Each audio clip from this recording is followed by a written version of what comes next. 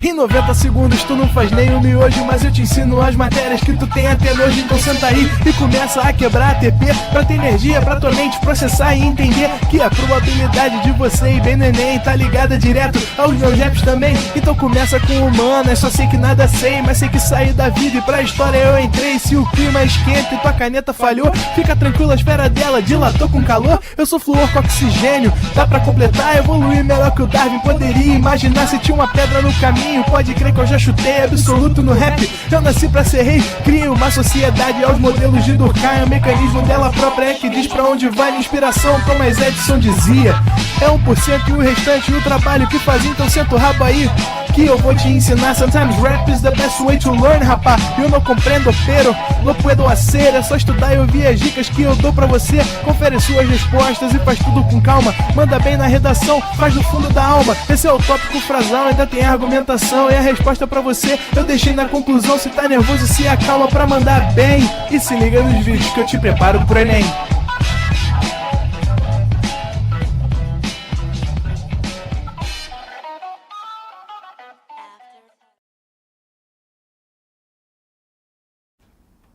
Estamos ao vivo, estamos de volta, Carolzinha. Boa noite de novo, tudo bem? Sejam bem-vindos à nossa segunda da Resistência. Já estamos na segunda aula da segunda. Espero que você esteja bem. Viu como a matéria de Química 1 deu uma melhorada? Viu como ficou um pouquinho mais fácil? E aí eu tenho uma notícia para te dar. Essa, então, é uma delícia de estudar. Essa tá no teu dia a dia. Essa a gente fala na química ambiental, a gente fala na biologia, a gente fala na geografia e a gente fala na química, né?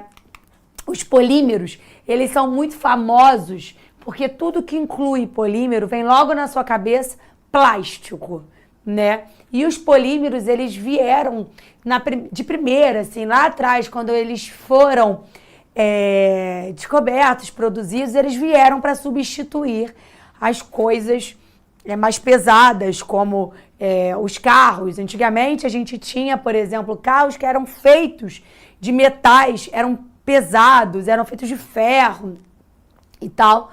Hoje a gente tem a lataria do carro, ela toda quase que de polímero, né? Então, o polímero ele surgiu para facilitar a nossa vida em muitos aspectos, assim como na medicina, assim como na tecnologia. O polímero ele surge aí com várias camadas de aptidões, em várias camadas de vantagens em cima desses polímeros.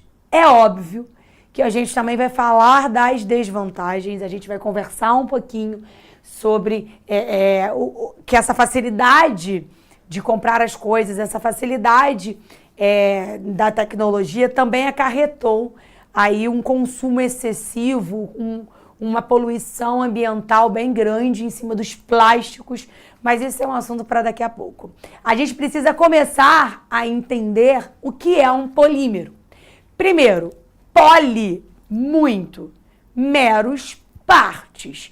Então, todas as vezes que a gente vê o nome polímero, a gente tem que pensar que é algo que tem muitas partes, que é formado por muitas partes, né? Os polímeros são monômeros. Primeiro, monômeros são moléculas pequenininhas que vão se ligar entre si, que vão se unir, formando uma macromolécula, que a gente vai chamar de polímero. Então, os monômeros é a menor parte de um polímero. Os monômeros são essas partes pequenininhas, tá? Que vão se unir, até que eu vou formar uma macromolécula, uma molécula grandona, através de uma reação. A gente chama essa reação de polimerização. São dois tipos de reação para formar um polímero: a adição e a condensação. Então, quando a gente vai pensar em um polímero, a gente vai pensar que são macromoléculas. São macromoléculas formadas por monômeros através de reações de polimerização. A primeira reação de polimerização, ela é a reação de adição, tá? Vou botar aqui do outro lado. Essa reação de adição, ela tem algumas características. A primeira reação é a reação de adição. Ela tem algumas características. Essa reação de adição, ela vai acontecer com a quebra da ligação π para eu unir esses monômeros e não há formação de subproduto. Então, eu vou ter uma única molécula grandona ali, fazendo várias ligações, é claro, entre os monômeros, mas eu só tenho um produto, né? Geralmente, as reações de adição, elas acontecem em polímeros, hidrocarbonetos insaturados. Primeira coisa que eu quero que você entenda, toda cara de uma reação de polimerização, eu tenho esse N. O que esse N quer dizer para mim? Esse N quer dizer que eu tenho N vezes aquele meu número que está ali. Pode ser 20, pode ser 30, pode ser 50, tá? Esse N quer dizer que esse monômero se repete N vezes. Eu vou te mostrar a reação embaixo e vou te mostrar o produto em cima. Olha o que acontece. A ligação π existente entre um carbono e outro, ela vai ser quebrada, tá? E aí, como eu tenho outro monômero igualzinho ali, com a minha ligação π, eu também vou ter essa ligação quebrada. Para quê? Para que eu una essa molécula na outra. Aí adivinha, Carol, aqui eu vou ter também que precisar fazer uma ligação. Eu vou ter outro monômero igual. Aqui eu vou ter outro monômero igual. E isso vai se repetindo ao longo da minha cadeia. Como eu represento isso? Aí olha aqui o X da questão. Como eu represento esse polímero? Eu represento ou com colchete, ou com uma chave, ou com parênteses. E aí, eu não tive que fazer várias ligações carbono-carbono, formando uma macromolécula. Então, eu vou representar isso, ó, desse jeitinho. Fecho o meu parênteses, coloco o meu N ali, porque eu estou dizendo para você quantas vezes aquilo se repete, e eu ou faço isso, ou faço isso. Quer dizer que isso aqui continua. Quer dizer que isso aqui continua. É desse jeitinho. Eu tenho um polímero de adição. Vem para cá pro seu material para você dar uma olhada. Olha o que eu escrevi. Macromoléculas. Não sei o que, perguntando ali, mas eu não entendi. Vem, ó. A adição ocorre com moléculas que possuem pelo menos uma ligação dupla entre carbonos. Durante a quebra da reação, se quebra π e forma-se ligações simples. Olha o exemplo. Eu tenho um etileno, eu viro o polietileno. Como que eu dou a nomenclatura para esses polímeros de adição? Eu tenho ali o nome do meu polímero, do meu monômero, que é etileno. O nome do meu polímero vai ser poli com o nome do monômero. Então, se o cara é o etileno, o nome do polímero é polietileno. É sempre o poli com o nome do monômero. E aí eu trouxe uma curiosidade para você, que são os meus polímeros naturais. Existe polímero natural dentro do teu corpo. A proteína é um polímero. O polipeptídeo é um polímero. O polissacarídeo é um polímero. A borracha é um polímero. Eu tenho aqui para mim que o Enem, em algum momento, vai cobrar a reação de polimerização das borrachas. Então, eu queria te contar como que funciona. A borracha, ela é feita por um polímero de adição. A seringueira, que é uma árvore, ela produz o isopreno, que é esse cara aqui. A reação de polimerização já acontece na árvore. Já sai ali o seu látex, aquele líquidozinho branco, como se fosse já a sua borracha. Essa reação de polimerização acontece na árvore com a ajuda de uma enzima, que age como um catalisador, acelera essa reação. Quando você olha para o isopreno, quando você olha lá para o seu polímero, você está vendo que você tinha 2 ligações π, agora você só tem uma. É claro, você quebra uma ligação π para unir a minha molécula. Eu não preciso que você saiba disso. Só quero que você saiba reconhecer que isso é um polímero. Como que eu vejo que isso é um polímero? Olha o colchetes com N ali fora. Quer dizer que isso aqui se repete N vezes. Aí, beleza. O que eu quero te dizer é uma coisa aqui também. Isso daqui é a estrutura do isopreno. Isso aqui é o polímero que já sai da árvore. Esse látex já é um polímero. Essa reação aqui de polimerização tanto faz. Falei que ou era parênteses, ou era colchetes, ou era chaves, tá? Pode ser parênteses, pode ser colchetes, pode ser chaves, é a mesma coisa. Esse polímero que sai da borracha, da seringueira, que é o látex, já é o seu polímero. Essa reação acontece na árvore e sai como um polímero.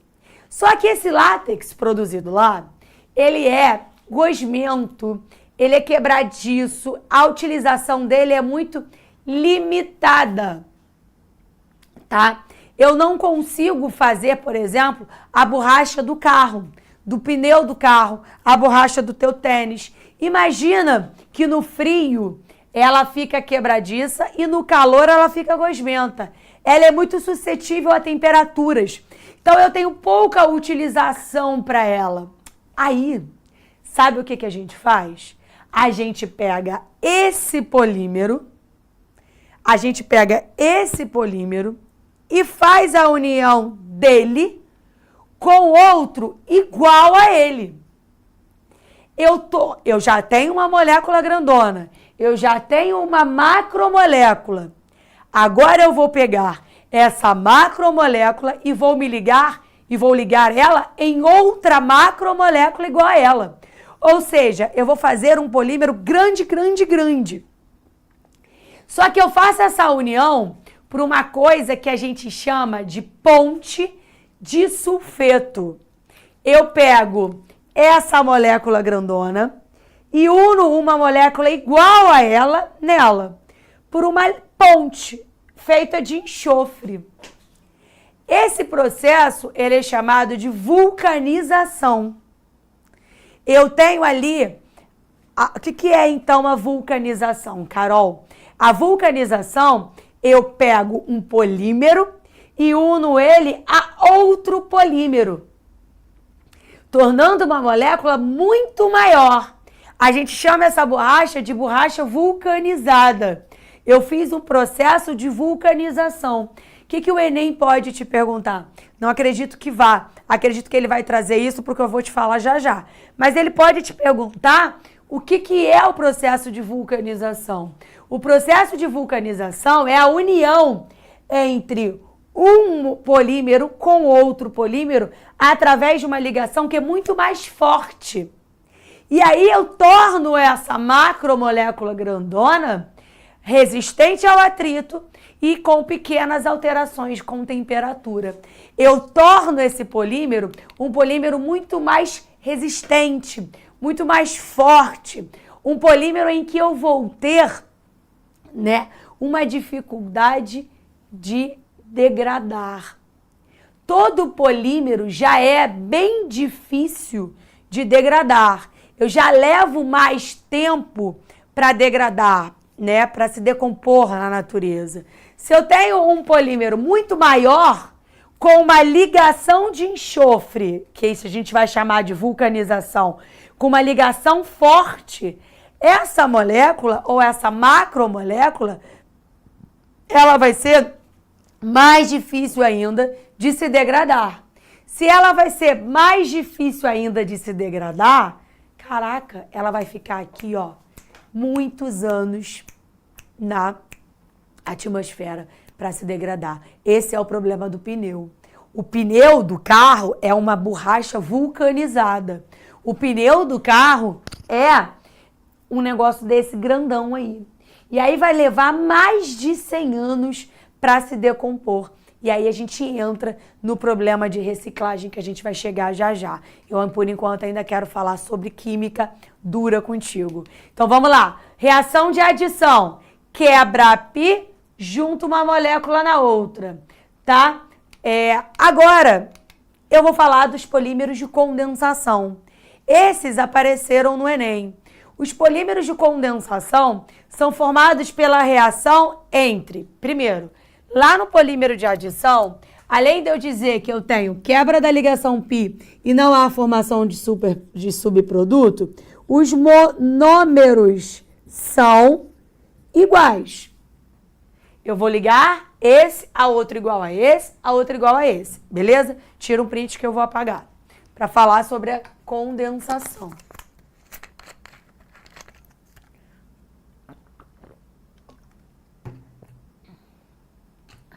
Ah, o Guilherme está me perguntando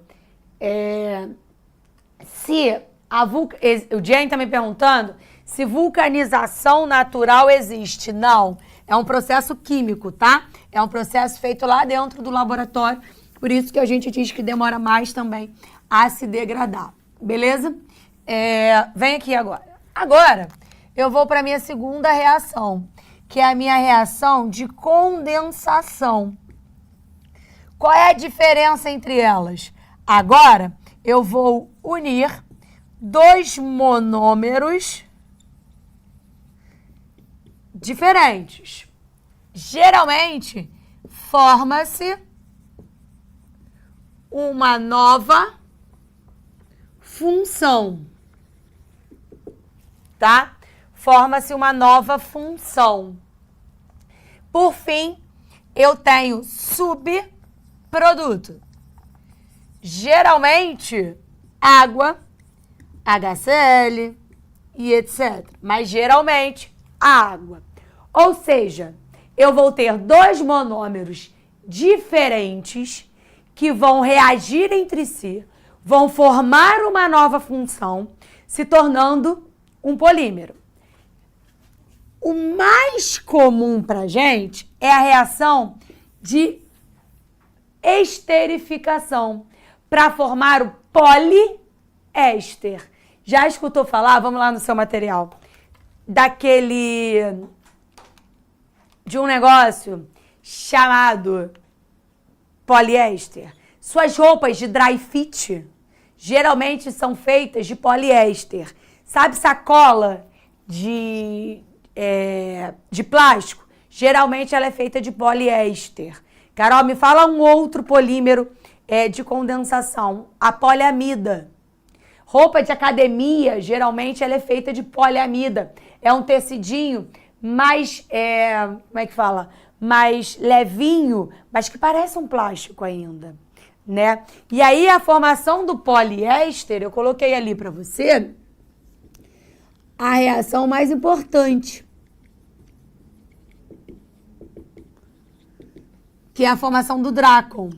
Eu tenho ali um anel aromático, dupla OH. Do lado de cá, eu também tenho dupla O e OH. Que função é essa aqui, Carol? Essa função é o ácido carboxílico. Aí vem pra cá para eu te mostrar. É o ácido carboxílico. Eu tenho o etileno glicol. Então, eu vou ter OH, OH. Adivinha que função é essa? É um álcool. Qual é a reação de esterificação? Não é ácido mais álcool que gera éster e água? É o que eu tenho ali. Aí olha que loucura. Olha o que vai acontecer. Isso aqui vai sair com o hidrogênio. Só que isso vai acontecer tanto com esse lado, quanto com esse lado.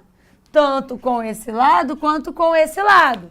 Lembra que eu tenho N vezes isso e N vezes isso. Quer dizer que isso vai acontecer o tempo inteiro. Eu tenho várias moléculas. Aí adivinha só. Primeira coisa, eu eliminei água. Quantas? N águas. Isso vai acontecer várias vezes. Como é que eu já sei de cara que isso é um polímero de condensação? Olha lá a formação da água. Olha lá a formação do subproduto. Aí olha como eu vou escrever. Abrir um parênteses, colchete, chaves, o que você preferir. E olha como você vai ficar. Como vai ficar o seu produto. Eu tenho lá o meu anel. Aqui, lembra que quando esse carbono perde a hidroxila, ele precisa fazer uma ligação. Lembra que quando o oxigênio perde o hidrogênio, ele precisa fazer uma ligação. Olha a cara desse polímero. C dupla O. O. Olha como eu escrevi. Quer dizer que para cá continua. Olha como eu escrevi. Quer dizer que para cá continua.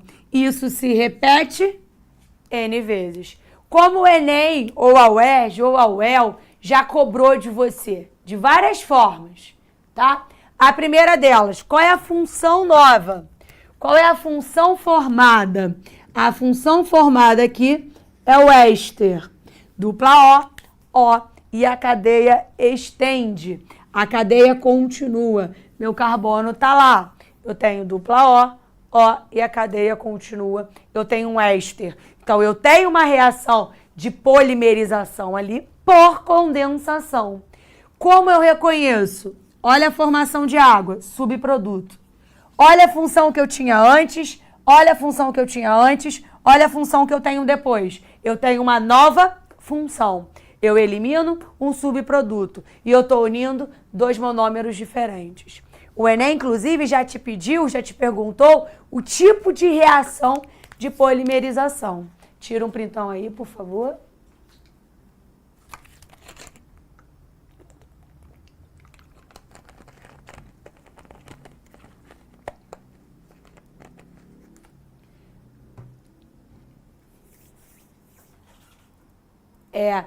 O Vicente está me perguntando, professora, os polímeros de condensação é o mesmo que copolímeros? Copolímeros é mais específica. Não vai aparecer no Enem, tá? Mas os copolímeros, eu tô falando de uniões de polímeros diferentes, mas copolímero é um polímero de condensação, sim. E aí, na verdade, como o Enem vem cobrando polímeros de vocês? Primeiro passo, para você reconhecer se é uma reação de adição ou se é uma reação de decomposição. Se é um polímero por adição ou se é um polímero por condensação. De cara, tá?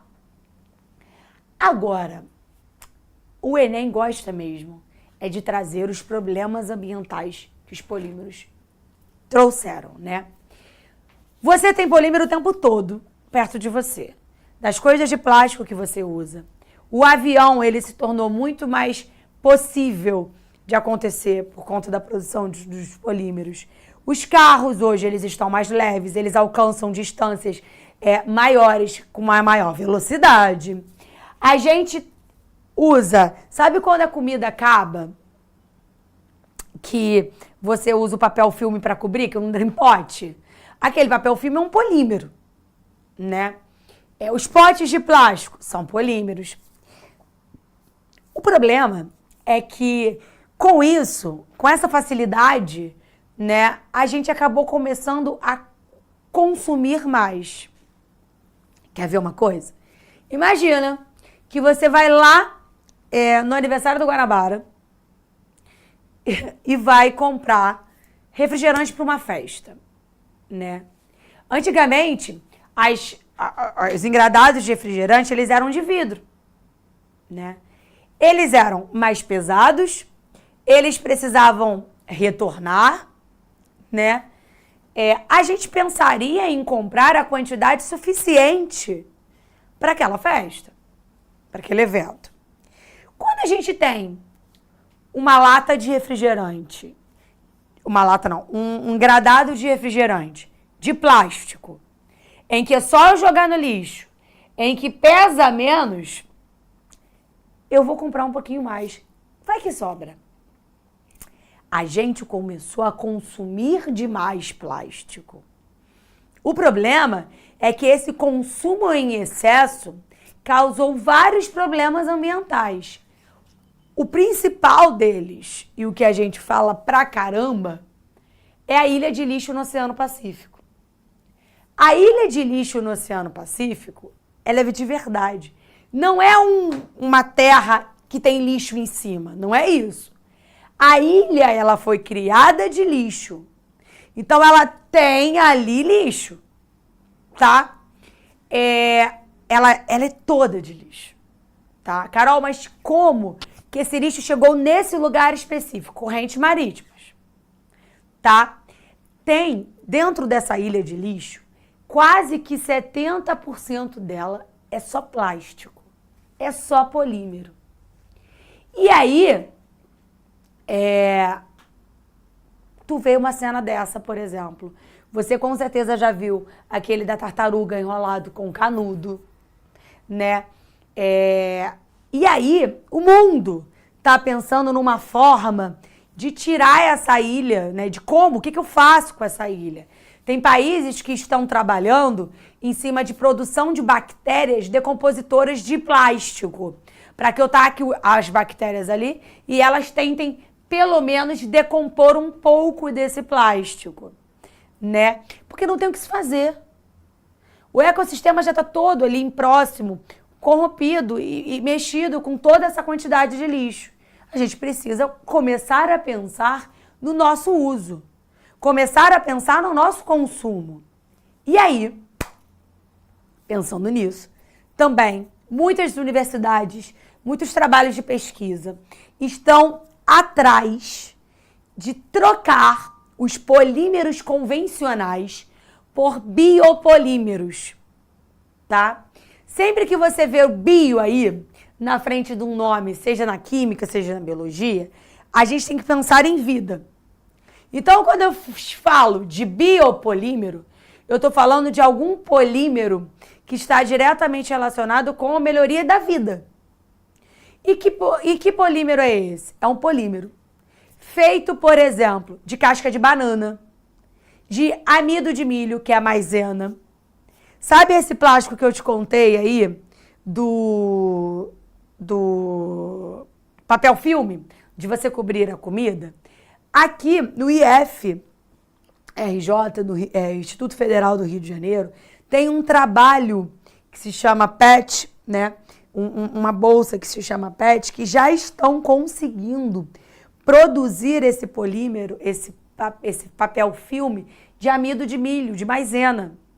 2 pesquisadoras ganharam um prêmio, né, na Unicamp para conseguir produzir esse plástico biodegradável e comestível vindo da casca da banana. Então a gente está atrás agora de reverter o problema, né? A gente começar a produzir esses polímeros a partir de coisas que são degradáveis, não que você não vai precisar reciclar, não é isso. Você vai precisar reciclar também, só que você vai precisar,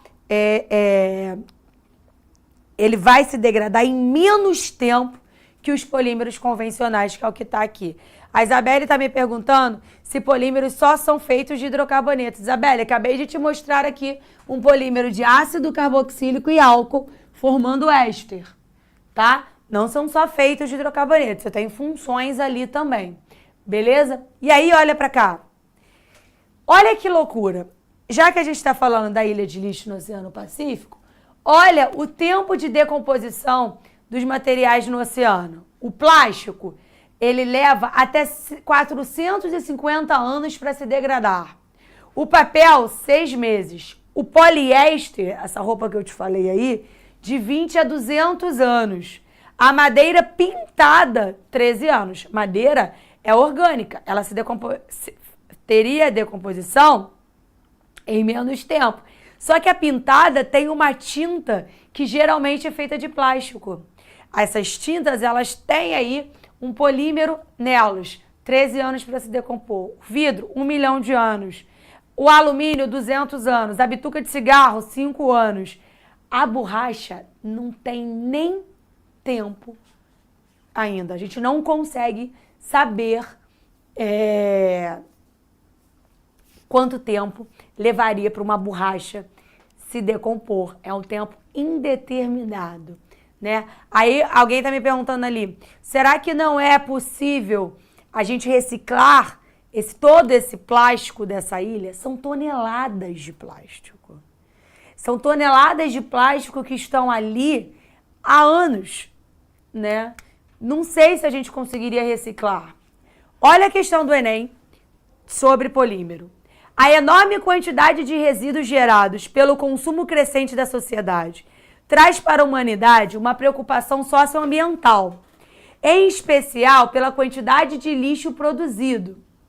Além da reciclagem e do reuso, pode-se melhorar ainda mais a qualidade de vida, substituindo polímeros convencionais por polímeros biodegradáveis.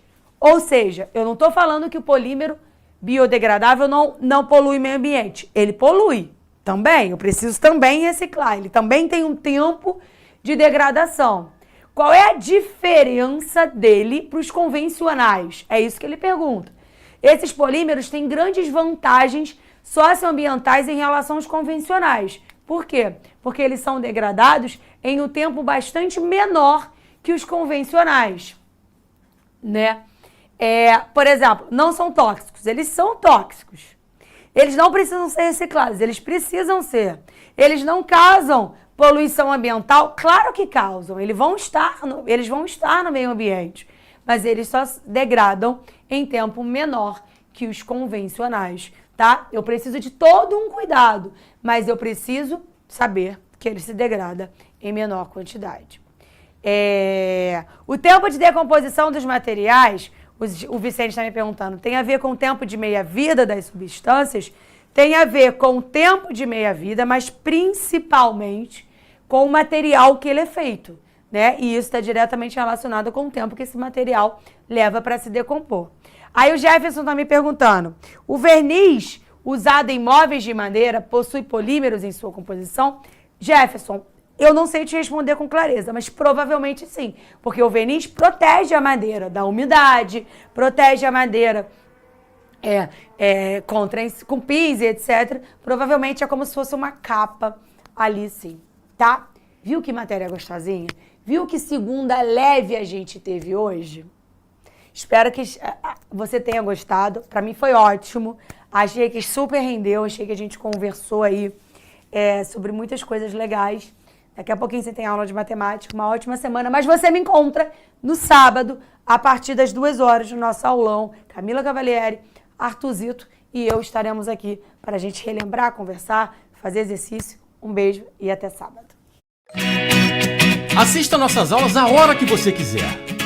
Vem com o Pro, o cursinho online que mais aprova no Enem. Assine em proenem.com.br.